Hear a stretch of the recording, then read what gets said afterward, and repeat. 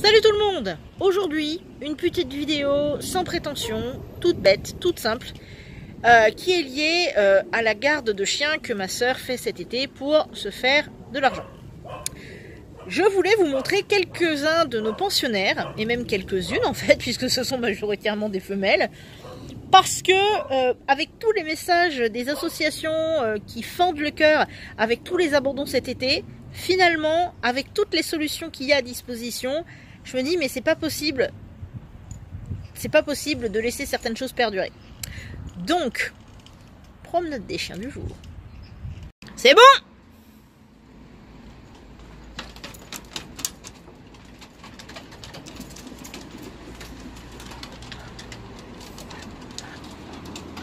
Dans l'ordre d'arrivée.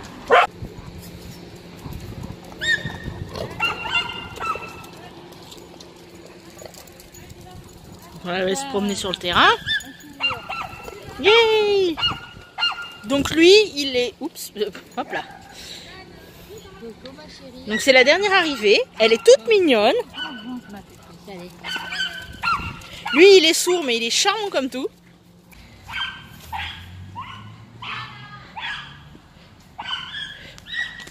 Donc là, on se promène. On se promène. Ah, si tu veux. Alors, ça va les copines?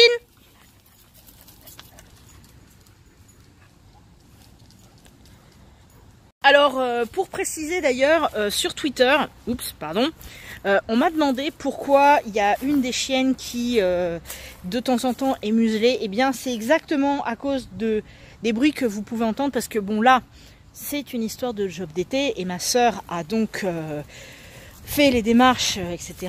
Mais il y a quand même du monde autour, hein. Il y a toute une rue avec plein de maisons, etc. Donc forcément c'est un peu compliqué. Mais pourquoi je vous montre ça?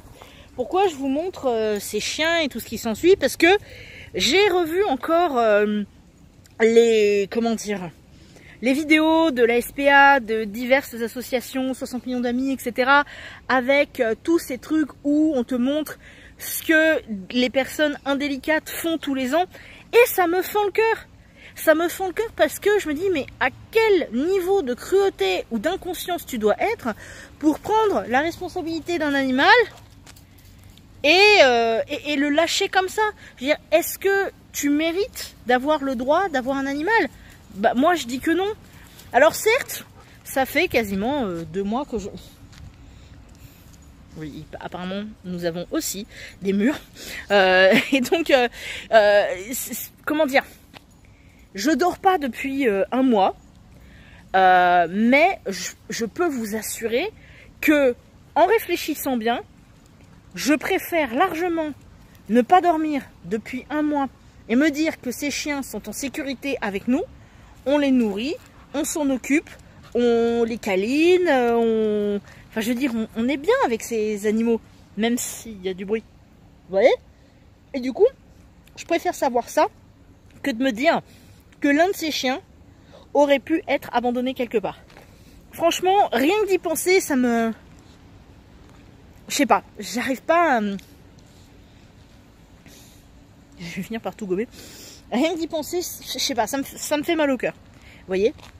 Donc, dans cette vidéo, je vais de nouveau vous montrer des chiens-chiens. Parce que les chiens-chiens, c'est mignon. Voilà. Par contre, pour des raisons de vie privée, je ne vais pas vous donner le nom des chiens. Si vous l'entendez parce que quelqu'un les appelle, soit, mais moi je ne prononcerai pas le nom des chiens parce que bah j'ai pas à dévoiler leur intimité, n'est-ce pas? Et donc, alors la petite là, c'est une mémère, elle est adorable. Enfin bref, allez, on y retourne. Eh, ça va? Alors, ça va toi? Bon d'accord, ok, fous des vents, mais c'est pas grave. Au revoir. Alors, cette petite-là, je la connais depuis même pas un quart d'heure, mais elle est d'un choupi. Elle est câline comme pas possible et tout, c'est vraiment adorable.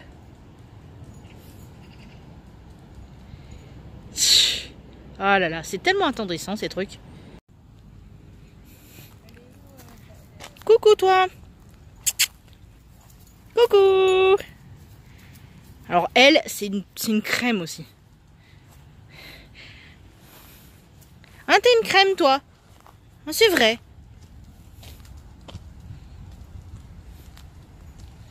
On va la suivre un peu. En fait, la petite qui fait du bruit, disons, c'est sa sœur. Parce qu'elles habitent ensemble.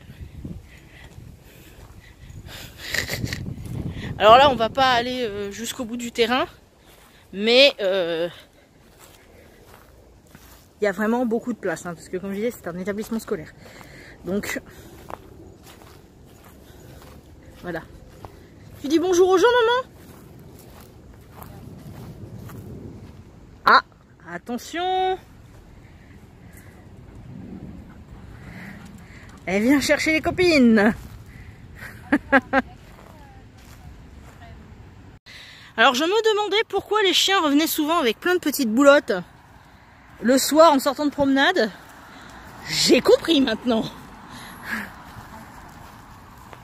Ils sont, alors donc là, une autre vue.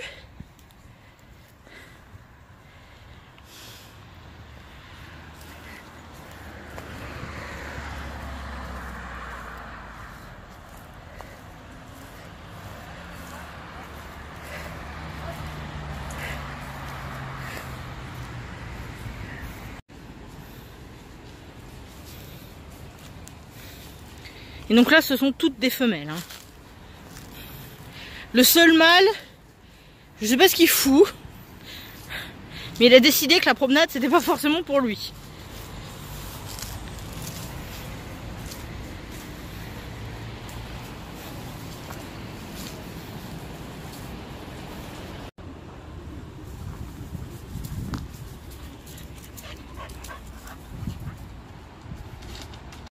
Et donc voilà. Je vous ai présenté quelques-unes donc de nos pensionnaires. Grâce à elles, je me rends compte que les chiens me conviennent bien mieux que les chats, parce que les chats sont beaucoup trop indépendants pour moi. Mais je voulais terminer cette vidéo avec quelques recommandations, parce qu'après tout, c'est toujours utile. La première, n'offrez jamais un animal à quelqu'un en cadeau surprise. Si vous devez offrir un animal, prévenez la personne avant et assurez-vous que on pourra prendre soin de la bête. Que ce soit un chien, un chat ou un lapin d'ailleurs. Hein.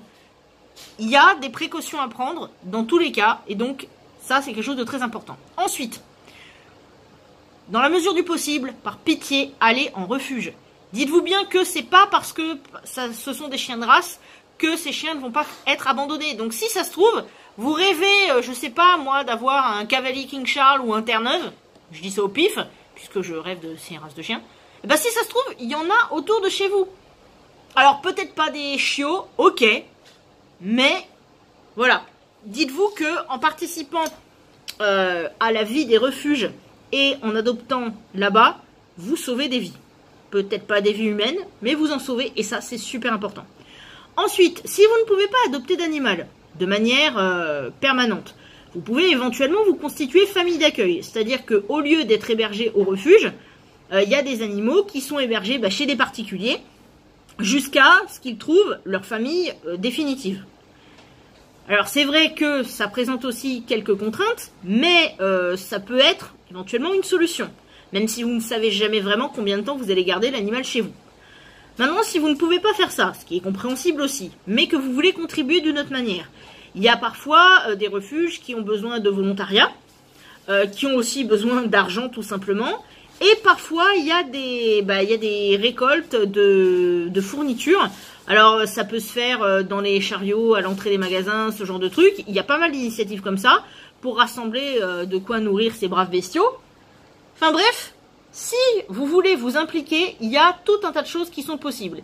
Et si finalement, vous êtes dans une situation où vous voulez faire quelque chose, mais vous n'avez pas beaucoup de moyens, quoi que ce soit, et bien il reste le truc tout bête de partager les initiatives sur les réseaux, d'en parler autour de vous. Rien que ça, c'est quelque chose d'énorme. Sur ce, je vous fais des tas de grosses bises et je vous dis à très bientôt.